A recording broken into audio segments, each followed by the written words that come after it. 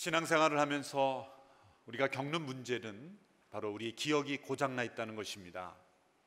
잊어버려야 될 것을 기억하고 또 기억해야 할 것은 잊어버리는 것이 우리의 문제입니다. 하나님께서 과거는 잊어버리라 말씀하셨지만 아직도 과거의 실패와 상처에 얽매여 있는 우리를 발견하게 됩니다. 고백하고 또 하나님 앞에 용서받은 죄는 하나님께서 잊어버리신다고 말씀하셨지만 하나님이 잊으신 죄와 문제를 우리는 고이 간직하고 기억하고 있죠. 반면에 하나님께서 지난날 베풀어 주신 은혜, 지켜주시고 돌보아 주신 은혜는 너무나 쉽게 잊어버립니다. 왜 오늘 이 현실에 우리가 낭망합니까? 왜 우리가 미래를 두려워합니까? 그 이유는 단 한 가지입니다. 지금까지 하나님께서 과거에 베푸신 은혜를 잊어버렸기 때문입니다. 지금 이 순간까지 나를 보호하시고 인도하신 하나님의 은혜를 잊어버리면 우리는 낙심할 수밖에 없고 또 미래를 두려워할 수밖에 없는 것입니다. 하나님은 분명히 어제 우리 모두를 지켜주셨습니다. 그렇지 않았다면 오늘 이 시간 우리가 이 자리에 있을 수가 없는 거예요. 어제 지켜주신 하나님의 은혜에 감사한 오늘 하루가 되기를 축원합니다. 오늘도 지켜주실 하나님을 바라보며 기대하며 살아갈 수 있게 되기를 바랍니다. 상황이 어려워지면 사탄은 우리에게 늘 이렇게 속삭입니다. 하나님이 사랑하시면, 하나님이 지켜주시면 이런 일이 있을 수 있겠느냐라는 것이죠. 삶이 고달프면 하나님이 나를 버리셨다고 우리는 생각합니다. 또 삶이 때로 잘 풀리고 형통하면 하나님이 나를 그때야 지켜주신다고 그렇게 믿습니다. 그러나 사실은 정반대입니다. 때로 하나님이 우리의 삶을 지켜주신 때, 때로 우리의 삶 속에 우리가 기대하지 않았던 어려운 일이 있을 수 있습니다. 그러나 하나님은 그 모든 상황을 통해서 하나님의 계획하신 더 크고 놀라운 일을 준비하고 계심을 믿어야 합니다. 야곱의 인생에서 사랑하는 아들 요셉이 죽었다고 생각하고 슬퍼하고 있을 때 요셉은 애굽에서 그의 가족들의 미래를 준비하고 있었습니다. 나오미가 남편과 두 아들이 죽고 슬픔에 가득 차 있어서 하나님이 나를 괴롭게 하셨다고 말했지만 하나님은 모압 며느리 룻과 보아스라는 친척을 통해 메시아의 조상이 되는 메시아를 준비하는 새로운 역사를 준비하고 계셨던 것입니다. 다윗이 사울의 위협을 받아 광야를 헤매고 있을 때 내가 왜 이런 고통을 받아야 되는가? 그는 하나님 앞에 부르짖었지만 하나님은 그 광야의 기간을 통해서 진정한 이스라엘의 왕, 하나님의 마음에 합한 왕을 준비하고 계셨다는 것입니다. 하나님은 우리가 고통 속에 있을 때도 우리를 지켜주시고 보호하시며 하나님의 놀라운 일들을 행하고 계십니다. 포로에서 귀환한 이스라엘 백성들의 마음속에 많은 의문들이 있었습니다. 하나님이 왜 우리를 지켜주시지 않는 것일까? 하나님이 우리를 돌보아 주신다면 왜 우리의 모습은 이렇게 비참한 것일까? 처참하게 부서져 버린 예루살렘 성읍, 또 성벽도 없는 그 예루살렘을 바라보며 과연 하나님이 우리를 지키시는 것일까 의문을 가지고 있었던 것입니다. 성전 재건은 중단된 지 16년이 돼가고 또 그들의 마음에 열정은 식었고 뿔뿔이 흩어진 그들의 마음에 그 원인이 여러 가지 있었지만 아주 실제적인 이유라고 할 수 있는 것은 뭐냐면 예루살렘 성벽조차 없는 성이었다는 거예요. 성벽은 이미 다 무너졌죠. 느헤미야 시대의 성벽이 재건될 때까지 수십 년간 성벽이 없는 채 그들은 지내만 했던 것입니다. 이 고대 도시에 있어서 이 성벽은 아주 중요합니다. 그래서 이 성벽, 오늘날 남아있는 유적지들을 보면 고대 유적지를 보면 대부분 성벽입니다. 예루살렘에도 가보면 성벽이 남아있어요. 그만큼 성벽은 가장 중요했고 이 성벽을 견고하게 지은 성읍이 오래 갔던 거죠. 바벨론에 남아있는 성읍들은 100년 이상 그 성읍을 지켜주었던 성벽들이죠. 지금도 이란 지방에 가면 많은 고대 페르시아에 남아있는 유적들이 대부분 성벽들입니다. 중국의 만리장성 다 성벽들이죠. 그 성벽이 있어야 그 성읍이 안전하기 때문이죠. 전쟁과 약탈이 빈번했던 이 고대 사회에서 성읍이 없다는 것은 그것은 살 수 없는 것이고 절망이고 그리고 두려울 수밖에 없는 그런 모습이었다는 거예요.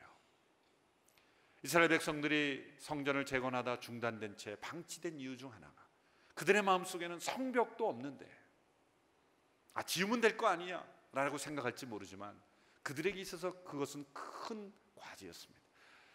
제3차에 귀환한 느헤미야가 성벽을 재건할 때까지 그들은 두려울 수밖에 없었고 그것이 또한 성전을 재건할 수 없는 그런 실제적인 이유로 그들은 생각할 수 있었다는 거죠. 하나님께서는 이 이스라엘 백성들의 마음속에 있는 두려움을 제거해 주시고 예루살렘을 하나님께서 보호해 주시겠다는 그런 약속을 이 세 번째 환상을 통해서 주고 계십니다. 이미 첫 번째 환상에서 하나님은 예루살렘의 회복을 말씀하셨어요.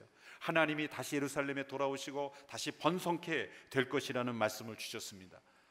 이 세 번째 환상은 바로 그 첫 번째 환상에서 말씀하신 그 환상이 구체적으로 더 약속된 나타난 환상입니다. 이 세 번째 환상의 내용은 이렇습니다. 스가랴가 눈을 들어 환상을 보았는데 측량줄을 들고 가는 한 사람을 발견합니다. 질문합니다. 어디로 가십니까? 그가 대답합니다. 예루살렘을 측량해서 그 너비와 길이가 얼마인지 알아보러 간다. 그때 또 다른 천사가 스가랴에게 대답한 그 천사에게 대답합니다. 그것이 4절에서 5절까지의 말씀 우리 같이 함께 읽도록 하겠습니다. 시작. 두 번째 천사가 그 천사에게 말했습니다. 달려가서 저 젊은이에게 이렇게 말하여라. 예루살렘은 더 이상 성벽으로 둘러싸울 수 없는 넓은 지역이 될 것이다. 나 여호와가 말한다. 내가 바깥으로는 예루살렘의 불로 된 성벽이 되줄 것이며 안으로는 예루살렘의 영광이 되겠다. 이 천사의 대답은 당시 사람들의 고정관념을 깨트리는 말씀이었습니다. 예루살렘을 측량하려 가는 사람이 이렇게 말합니다. 예루살렘은 측량할 수 없을 정도로 넓은 성읍이 될 것이다. 성벽이 없는 성읍이 될 것이라는 말씀입니다. 성벽이 없는 성읍. 그것은 당시 사람들로는 상상할 수 없는 것이죠. 성벽이 없는 성읍. 그것은 있을 수 없는 일입니다. 그건 두려운 일이고 있어서도 안 되는 그러한 단어입니다. 왜냐하면 곧 멸망할 것이기 때문입니다. 이 천사는 예루살렘이 성벽이 필요 없게 되는 두 가지 이유를 말씀하고 있습니다. 첫째는 예루살렘 안에 이 사람과 가축들이 너무 많아져서 성벽을 지을 수조차 없게 된다는 거예요. 성벽을 짓고 싶어도 지을 수 없을 정도로 예루살렘이 확장되고 번성된다는 것입니다. 따라서 이 천사가 지금 예루살렘을 측량하러 가는 것은 현재 예루살렘이 아니라 장차 확대될 예루살렘을 측량하겠다는 거죠. 도대체 얼마나 많은 사람들이 돌아오길래 예루살렘이 이렇게 확장된다는 말입니까? 실제로 1차, 2차, 3차 그리고 그 이후의 역사를 보아도 예루살렘이 그렇게 성벽이 필요 없을 정도로 지을 수 없을 정도로 넓어진 역사는 없습니다. 그렇다면 이 말씀은 틀린 겁니까? 아니죠. 이 말씀은 예언의 말씀입니다. 이 말씀은 단지 문자적으로 그 당시에 일어나는 예루살렘의 확장만을 의미하고 있지 않다는 것입니다. 성벽 없는 성읍으로 예루살렘이 확장되는 것은 무엇을 의미하는 것입니까? 이 신약시대의 교회, 오고 오는 모든 하나님의 교회를 의미하는 것이죠. 성벽이 없이 확장되는 예루살렘. 오순절 예루살렘에 성령이 임했을 때 그 예루살렘에 임한 성령의 역사는 세계 곳곳에 하나님의 사람들을 만들고 변화시켜서 그 영적 예루살렘이 성읍이 지어질 수 없을 정도로 확장된 영적인 예루살렘이 되었다는 것. 이런 예루살렘으로부터 시작된 이 하나님의 나라가 온 세상에 성읍을 지을 수 없을 정도로 확장된 오늘날의 하나님의 교회들을 의미하는 것입니다. 그러나 이것은 그 당대의 사람들에게는 하나의 비전이 되고 꿈이 됐던 거예요. 그들 당대에 다 이루어지지 않았습니다. 하나님의 꿈은 언제나 이렇습니다. 내가 지금 꾸고 있는 꿈이 그 비전이 정말 하나님의 비전인가 아닌가는 내가 이룰 수 있는 일이냐 없느냐도 해당이 돼요. 내가 다 이룰 수 있는 것이냐면 한번 생각해 봐야 돼요. 하나님의 꿈은 내가 이룰 수 있는 것보다 훨씬 더 크십니다. 오늘 이 시대에 이루어지는 것보다 훨씬 더 큽니다. 당대에 나를 통해서, 우리를 통해서만 이루어지지 않다 할지라도 하나님의 비전과 환상은 언제나 먼 미래를 향하여 내다보고 있다는 것입니다. 이 미래에 대한 하나님의 꿈과 환상을 본 사람은 현실의 어려움에 절대 낙심하지 않습니다. 포기하지 않는 것입니다. 성벽이 없는 예루살렘, 이 환상을 통해 하나님은 그 백성들을 다시 회복시키시고 그 하나님 나라의 꿈을 잃어버리지 않도록 하셨다는 거예요. 지금 이 성전을 재건하는 것, 이 건물 자체가 의미 있는 것이 아니다. 장차 임할 하나님의 나라, 성벽이 지을 수 없을 정도로 확장되는 예루살렘에 대한 꿈을 그들의 가슴 속에 심어 주셨던 것입니다. 성벽 없는 성읍이 되는 두 번째 이유는 하나님께서 예루살렘에 불로 된 성벽이 되어주시기 때문입니다. 오늘 본문 5절에 보면 이렇게 다시 말씀합니다. 나 여호와가 말한다. 내가 바깥으로는 예루살렘의 불로 된 성벽이 되줄 것이며 안으로는 예루살렘의 영광이 되겠다. 하나님께서 예루살렘의 불성벽이 되어주시겠다. 얼마나 은혜스럽고 놀라운 말씀입니까? 이스라엘 백성들은 지금 성벽이 없으므로 불안한 상황에 있습니다. 또 성전을 재건하는 것 또한 무의미하다는 생각으로 가득 차 있습니다. 그러나 하나님은 이렇게 말씀하십니다. 내가 예루살렘의 불성벽이 되어 주겠다. 성읍이 아무리 견고할지라도 그것이 안전한 것은 아니다. 너희들이 예루살렘 성벽이 있었지만 무너졌지 않느냐? 주변의 나라들을 보면 바벨론의 그 견고한 성읍도, 페르시아의 그 성읍도, 로마의 성벽도 다 무너졌습니다. 하나님이 친히 불성벽이 되어주신다면 어느 누가 그 성벽을 무너뜨릴 수 있겠습니까? 내가 너의 예루살렘에 친히 불성벽이 되어주겠다. 돌로 쌓은 성벽은 사닥다리를 타고 넘어갈 수 있습니다. 때로는 무기를 통해 그 성벽은 넘길 수가 있는 거예요. 그러나 불로 된 성벽은 사닥다리를 걸칠 수가 있습니까? 땅을 파고 들어갈 수 있습니까? 가까이 가는 순간 다 불태워버리는, 하나님은 살라버리시는 불이다, 질투하시는 분이다, 그렇게 신명기에서 말씀하셨어요. 하나님은 살라버리시는 불, 그의 원수의 대적들이 가까이 오면 완전히 불태워버리시는 하나님, 그 하나님의 불로 우리를 보호하신다는 거예요. 이스라엘 백성들을 광야에서 인도할 때 하나님께서 불기둥으로 인도하셨어요.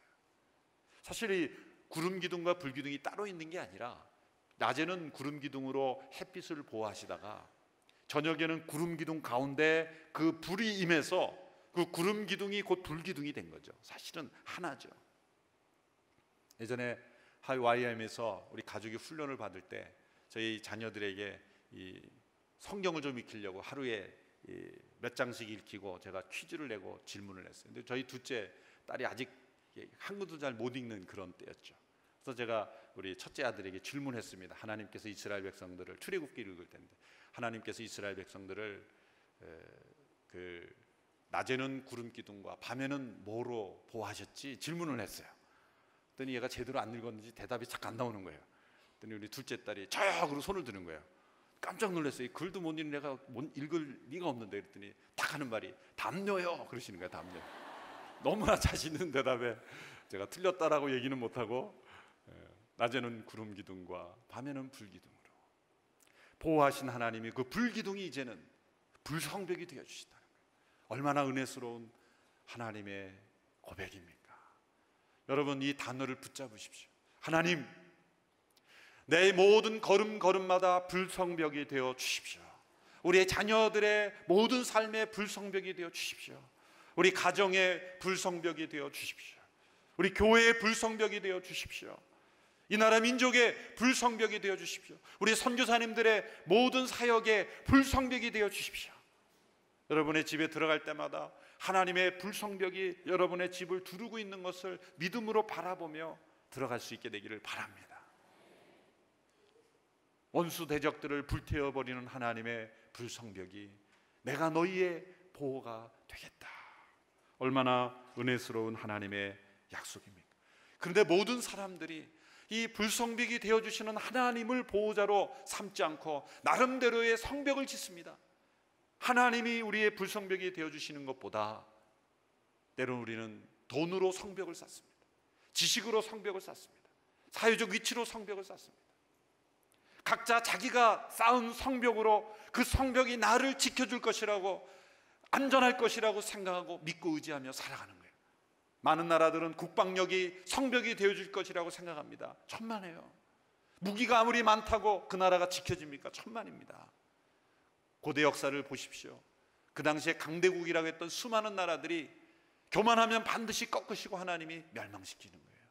하나님이 불성벽이 되어주지 않는 인생은 어떤 것으로 성벽을 쌓아도 성벽은 무너지는 것입니다. 하나님을 불성벽으로 모시고 살아가는 인생이 되기를 축원합니다. 그런데 밖으로는 불성벽이 되어주시고 안으로는 예루살렘의 영광이 되어주신다는 거예요. 구약의 하나님 백성들의 가장 두려운 것은 하나님의 영광이 떠났다는 거죠. 영광이 떠났다는 것은 버림받았다는 겁니다. 저주받았다는 겁니다. 죄를 성경은 이렇게 정의합니다. 로마 3장 23절에 모든 사람이 죄를 범하였음에 하나님의 영광이 이르지 못했다. 죄는 무엇입니까? 하나님의 영광이 떠난 겁니다. 그런데 하나님께서는 이 영광이 다시 돌아오게 하시겠다.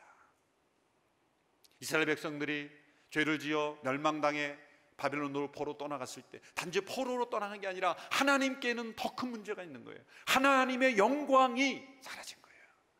우리가 죄를 짓고 범죄했을 때 우리가 죄를 단지 짓고 형벌을 받는다는 것이 그것도 중요하지만 더 중요한 것은 우리 안에 있어야 될 하나님의 영광이 사라지는 거예요. 여러분, 하나님의 영광이 우리의 가슴 속에 살아있는 인생이 되기를 축원합니다. 교회 안에 무엇이 영광이 되어야 됩니까? 하나님이 영광이 되셔야 돼요. 하나님이 영광이 되셔야 돼요. 교회가 분열하고 다투고 싸우고 서로 정죄하고 문제가 생기면 영광이 떠나는 거예요. 하나님의 영광이 가득한 인생, 하나님의 영광이 가득한 교회, 하나님의 영광이 가득한 이 나라와 민족이 되는 것이 진정한 인생의 기쁨인 줄 믿습니다. 안으로는 이스라엘의 영광이 되어주고 밖으로는 불성벽이 되어주시는 것, 이것이 바로 하나님께서 그 예루살렘을 보호하신다는 약속인 것입니다. 6절에서 9절까지의 말씀에 보면 말씀을 듣는 대상을 바꾸십니다. 이제 귀환한 예루살렘에 귀환한 그 백성들을 향해 말씀하시다가 이제 다시 초점을 바꿔서 아직 바벨론에서 돌아오지 않고 있었던 사람들을 향하여 하나님께서 말씀하시는 겁니다. 6절에서 9절까지의 말씀이죠. 같이 읽겠습니다. 시작. 이제 어서 북쪽 땅에서 도망쳐라. 여호와의 말이다. 내가 너희를 하늘의 네 방향에서 부는 바람처럼 흩어버렸다. 나 여호와의 말이다. 자, 도망쳐라. 바벨론 성에 살고 있는 시온아, 만군의 여호와께서 이렇게 말씀하셨다. 너희를 괴롭힌 나라들에게 영광스러운 일을 하기 위해 주께서 나를 보내시며 말씀하셨다. 너희를 건드리는 나라는 주의 눈동자를 건드리는 것이다. 내가 손을 들어 그들을 치겠다. 그러면 그들은 자기네 종들에게 모두 빼앗길 것이다. 그러므로 너희는 만군의 여호와께서 나를 보내셨음을 알게 될 것이다. 이스라엘 백성들 중에는 고레스의 칙령에 발표되어서 돌아갈 수 있음에도 불구하고 돌아온 사람보다 돌아오지 않은 사람이 훨씬 더 많았습니다. 포로로 잡혀간 사람들이 그곳에서 자녀를 낳고 살아가며 바벨론에서 태어난 사람들도 많았고, 또 예루살렘으로부터 끌려간 사람이지만 그곳에 자리 잡고 잘 살아가고 있기 때문에 굳이 예루살렘으로 돌아갈 이유가 없는 거죠. 왜? 예루살렘은 위험한 도시였기 때문에, 예루살렘은 불안한 도시였기 때문에, 성벽도 없고 그곳에 가면 많은 희생이 따라야 하는 그러한 성읍이었기 때문에, 비록 고향이었지만 그곳에 하나님이 함께 임재하셨던 성전이 있었지만 현실적인 이유로 볼 때는 돌아갈 이유가 없었던 것이죠. 돌아갈 이유가 없었던 것입니다. 그래서 돌아온 사람들은 5만 명 가까이 인원만 돌아왔고 그 나머지 사람들은 바벨론에 훨씬 더 많은 인구들이 남아 있었던 거예요. 그 사람들을 향해서 갑자기 하나님께서 말씀하시는 거예요. 저 북쪽 땅에 가는 바벨론에 가는 사람들에게 말씀하십니다. 그냥 돌아오라 라고 말씀하지 않으세요. 도망쳐라 이렇게 말씀하는 거예요. 도망쳐라.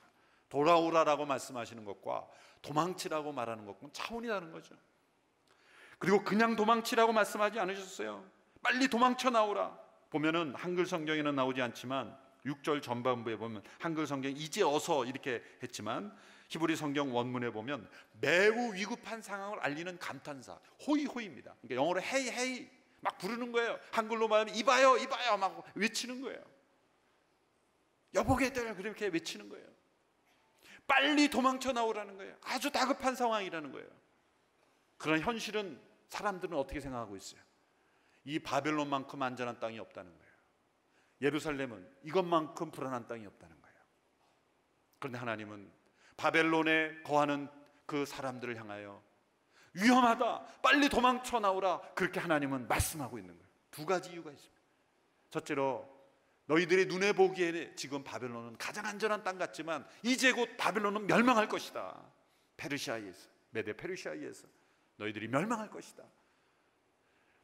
현재 그 바벨론의 성벽은 너무나 견고해서 어떤 민족의 침략도 오르지 못할 것이라고 그렇게 확신하고 있었어요. 또 물질적으로도 풍요했어요. 경제생활도 풍요로웠어요. 이렇게 안전하고 좋은 땅에 우리가 거하는 것이 훨씬 더 낫다라고 생각했던 지극히 현실적인 사람들, 바벨론의 성벽을 그들의 보호 성벽으로 삼았던 그 백성들에게 하나님은 말씀하시는 거예요. 도망쳐라, 빨리 도망쳐라. 두 번씩이나 반복해서 말씀하고 있는 거죠. 여러분, 우리 인간의 눈 위에 보기에는 안전해 보여도 하나님 보시기에는 위험한 곳이 있습니다. 인간의 보기에는 위험한 곳이라도 하나님 보시기에는 안전한 땅이 있는 것입니다. 그러므로 인간적인 눈으로 보는 곳으로 평가하지 않게 되기를 바랍니다. 아브라함의 조카 롯도 소돔과 고모라가 눈에 보기에 좋은 땅이었지만 그곳이 멸망하는 땅이었던 것처럼 이 세상 사람들이 보기에 안전하고 좋은 땅이라고 좋은 땅이 아닙니다. 뭐가 좋은 땅입니까? 위험해 보여도 하나님이 부르신 땅이 가장 좋은 땅이요 안전한 땅입니다. 하나님이 인도하시는 땅이 가장 안전한 땅입니다. 왜? 하나님이 불성벽이 되어주시기 때문에, 하나님이 영광이 되어주시기 때문에. 두 번째 이유는 하나님께서 그 백성들을 눈동자처럼 보호해 주시기 때문이라는 거예요. 오늘 8절 후반부에서 이렇게 말씀하십니다.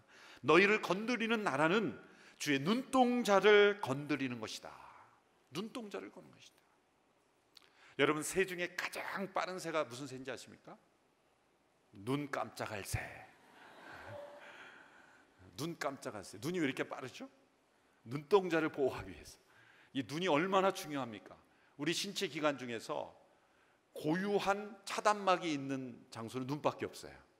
기관이 독립적인 기관이죠. 부속 기관까지 있어요. 예, 눈꺼풀이 있어요. 눈썹이 있어요. 이 눈동자가 얼마나 중요합니까? 작은 미세한 먼지를 들어가도, 다른 어떤 기관에는 심지어 귀에도 뭐 어떤 기가 들어가도 사실은 느끼지 못하는 작은 먼지도 눈에만 들어가면 눈은 반응을 합니다. 눈물을 흘립니다. 씻어내야 합니다. 그만큼 예민한 기관. 하나님이 그처럼 예민한 기관처럼 우리들을 살피신다는 거예요. 때로는 부모가 자녀를 예민하게 살피죠. 보니까 이 아빠와 엄마가 얼마나 예민도가 차이가 있는지, 이 자녀들이 보면 자다가 이렇게 아이들이 뭔가 안 좋으면 엄마는 금방 깹니다. 근데 아빠는요, 애들이 뭐 어떻게 됐는지 모르고 그냥 자죠. 자죠. 그 세심하게 살피는 그 엄마의 마음보다도 하나님께서 우리들을 더 세심하게 살피신다. 눈동자처럼 살피신다. 그것이 하나님의 보호의 약속입니다. 여러분, 우리는 주님의 눈동자입니다. 얼마나 놀라운 약속입니까? 이 표현은 사실 성경의 모세가 처음 사용했죠. 신명기 32장 10절에 보면 광야에 있을 때 그분께서 황무하고 짐승의 소리가 들리는 데서 야곱을 발견하셨다. 그분이 야곱을 방어해 주시고 그를 보살펴 주셨다. 여호와께서 그를 그분의 눈동자처럼 지키셨다. 이 모세의 노래에 나오죠. 과거 역사를 회고하면서 하나님이 야곱을 어떻게 지키셨는가, 야곱만이 아니라 그 야곱의 후손들 이스라엘 백성들을 어떻게 지키셨는가. 그 야곱은 이스라엘 백성들을 대표하는 인물이죠. 하나님이 광야를 지날 때 짐승의 소리가 들려오는 그곳에서 하나님이 눈동자처럼 지키셨다는 거예요. 이 모세의 노래를 다윗이 알았는지 다윗도 이런 고백을 붙잡고 하나님 앞에 기도했어요.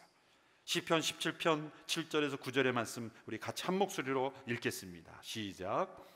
주를 신뢰하는 사람들을 그 적들에게서 오른손으로 구원하시는 주여, 주의 크고 놀라운 사랑을 보여주소서. 나를 주의 눈동자처럼 지켜주시고 주의 날개 아래 숨기셔서 나를 공격하는 악인들에게서, 나를 둘러싸고 죽이려는 내 적들에게서 지켜주셔서. 우리는 주님의 눈동자입니다. 이 단어를 붙잡고 하나님 앞에 도움을 요청하시며 기도하십시오. 나를 주의 눈동자처럼 지켜주십시오. 우리의 자녀를 주님의 눈동자처럼 지켜주십시오. 그렇게 주님의 말씀을 붙잡고 기도할 때 능력이 있습니다. 이제 10절에 13절에 보면 하나님께서는 또 다시 한번 제3막 분위기를 바꿔서 시온의 딸들에게 소리쳐 노래하고 기뻐하라고 말씀하고 있습니다. 10절 11절 말씀 우리 같이 읽습니다. 시작. 시온의 딸아 소리쳐 노래하고 기뻐하라. 내가 와서 너희와 함께 살겠다. 여호와께서 하신 말씀이다. 그날에 많은 나라들이 여호와께서 와서 그분의 백성이 되며 그분은 너희와 함께 살 것이다. 그러면 만군의 여호와께서 나를 내게 보내셨음을 내가 알게 될 것이다. 소리쳐 노래하고 기뻐하라. 지금 이스라엘 백성들은 그럴 분위기가 아닙니다. 처져 있습니다. 낙심에 빠져 있습니다. 두려움에 빠져 있어요. 그런데 그 백성들에게 소리쳐 기뻐하고 노래하라. 두 가지 또 이유가 있습니다. 첫째는 하나님께서 그 백성들과 함께 사실 것이기 때문이다. 지금 하나님이 오시는데 잠시 방문하는 정도가 아니라 함께 사실 것이다. 하나님이 이 땅에 오셔서 우리와 함께 사실 것이다. 성경이 기록된 이유는 이 하나님의 오심을 증거하기 위해서예요.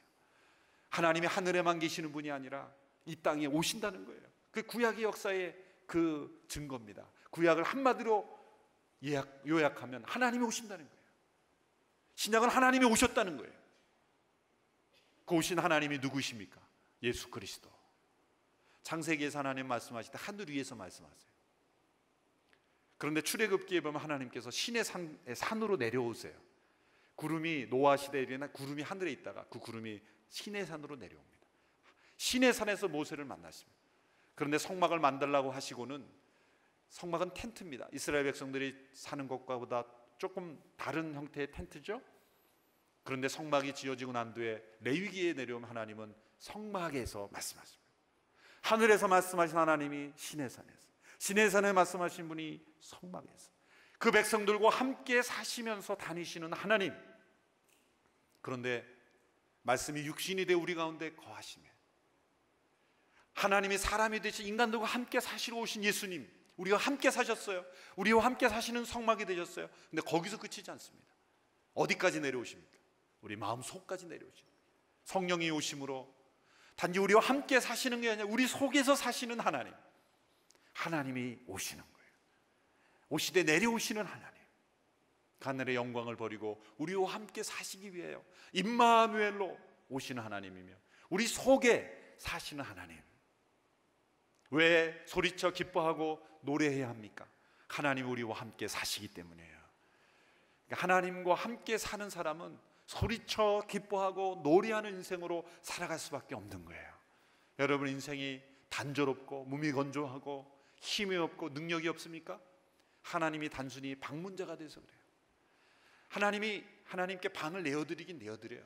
주님께 이렇게 하나님, 예수님 여기 사세요. 그리고 그 집에 방 하나를 내어드려요. 그래서 레지던스로 사는 거예요. 그런데 예수님이 주인은 아니에요.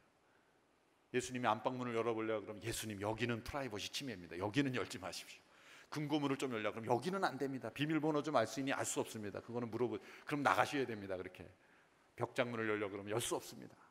로버트 멍어라는 분이 있어 내 마음 그리스도인의 집이라는 작은 소책자가 있는데 참 아름다운 모습이에요. 예수님을 집에 모시긴 모시지만 주인으로 모시지 않는 거예요. 프레지던트는 아니에요. 레지던트예요. 함께 살기 위해서 이 땅에 오시는 하나님, 이스라엘 백성들에게 그 아름다운 삶의 모습을 보여주시는 겁니다. 내가 너희들과 함께 살아. 내가 너희들의 하나님이 되는 것이다. 그러므로 소리쳐 기뻐하고 노래하라. 하나님의 임재연습이라는 책을 쓴 로렌스 형제라는 분이 있죠. 300년 이상 베스트셀러가 됐어요. 저는 그 책을 처음 읽고 조금 실망했어요. 그거 당연한 얘기인데, 그런데 그 말이 왜 이렇게 어렵습니까? 날마다 체험했기 때문이죠. 더군다나 그 로렌스는 그 수도원에서 교리를 가르치는, 신학을 가르치는, 성경을 가르치는 수도사도 아니에요. 부엌에서 일하는 수도사입니다. 15년 동안 부엌에서 다른 수도사들 밥을 해주다가 이제 무릎이 아파서 구두를 고쳐주는 수선사였어요. 평생 한 일이 밥 해주는 것과 구두 고쳐주는 일이에요. 그런데 그는 이렇게 고백을 합니다. 한 부분을 제가 읽어볼게요. 꼭 큰 일만 해야 할 필요는 없다. 나는 후라이팬에 작은 오믈렛 하나라도 하나님을 사랑하는 마음으로 뒤집는다. 그 일도 다 끝나 더 할 일이 없으면 나는 바닥에 엎드려 오믈렛을 만드는 은혜를 주신 하나님께 경배했다. 그리고 일어날 때면 나는 어느 왕보다도 더 큰 만족감을 느꼈다. 하나님의 임재 안에 거하는 것에는 무슨 특별한 기교가 없다. 그저 늘 똑같은 마음으로 단순하게 이것을 연습할 따름이다. 여러분, 집에서 일하시는 가정주부 여러분, 언제 이거 끝나나 지겹게 받아들이지 마시고 후라이팬에 오믈렛을 뒤집으며 하나님을 경배하게 되기를 바랍니다. 바로 그 자리가 하나님의 임재를 경험하는 자리예요. 설거지하면서 설거지하는 은혜를 주신 하나님께 감사하며 설거지를 마치면 그 부엌에 무릎을 꿇고 하나님을 경배할 수 있게 되기를 바랍니다. 우리가 어떤 곳에 있든지 하나님이 함께 하시는 인생, 하나님이 불성벽이 되어주시고 그 안에 영광이 되어주시고 더 나아가 하나님이 내려오셔서 함께 하시는 인생, 바로 그것이 하나님의 백성들에게 약속된 거죠. 두 번째 이유는 11절에 보면 이렇게 되어 있습니다. 그날에 많은 나라들이 여호와께 와서 그분의 백성이 되고 그분은 너희와 함께 살 것이다. 이 그날에 많은 나라들이 하나님의 백성이 된다는 거예요. 여러분이 하나님의 넓은 시각을 보십시오. 지금 예루살렘 백성들은 자기들만 바라보고 있어요. 그 성읍에 무너진 성읍의 현실만 바라보고 있어요. 그런데 하나님의 시각은 어디에 있습니까? 많은 나라들이 하나님의 백성이 되는 꿈을 꾸고 있는 거예요. 예루살렘의 그 측량할 수 없는 정도로 넓어진 예루살렘, 그리고 많은 사람들이 그 예루살렘에서 하나님을 예배하는 백성이 되는 하나님의 계획. 여러분, 현실이 어려워지면 때로 우리의 시야가 좁아질 때가 있어요. 그런 하나님의 환상과 꿈을 꾸는 사람은 바로 이 넓은 하나님의 시각을 바라보는 거예요.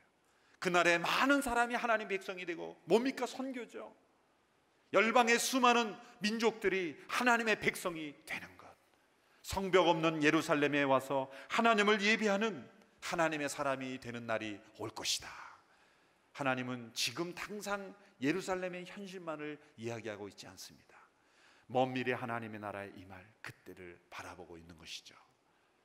이러한 비전이 있을 때 현실의 어려움도 해결되는 거예요. 성전도 재건되고 성벽도 재건되고 삶이 회복되고 경제도 풀리고 되는 거예요. 그러나 이 비전을 잃어버리는 현실만을 바라보면 현실도 되지 않는 거예요. 13절 마지막 말씀은 아주 장엄한 표현으로 끝나고 있습니다. 13절 말씀을 우리 같이 읽겠습니다. 시작. 육체를 가진 모든 사람들아 여호와 앞에서 잠잠하라. 그분께서 그 거룩한 곳에서 일어나신다.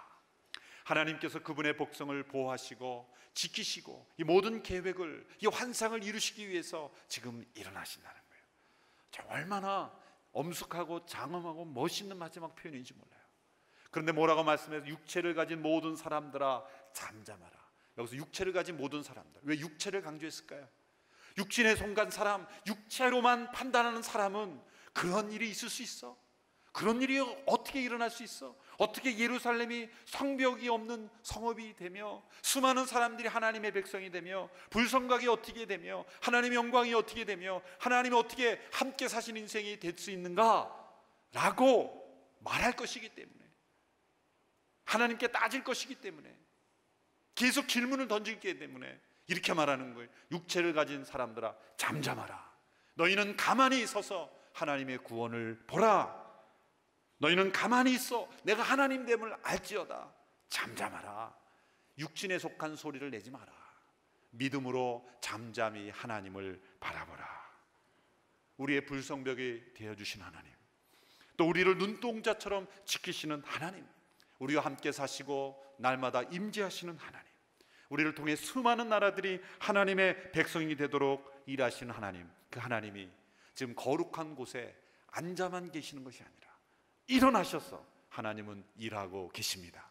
하나님은 지금도 일하고 계십니다. 하나님은 지금도 우리를 지키시고 보호하고 인도하고 계십니다. 그 하나님이 일어나십니다. 잠잠하여 하나님의 역사를 날마다 바라보는 우리 모두가 될 수 있게 되기를 주님의 이름으로 축원합니다.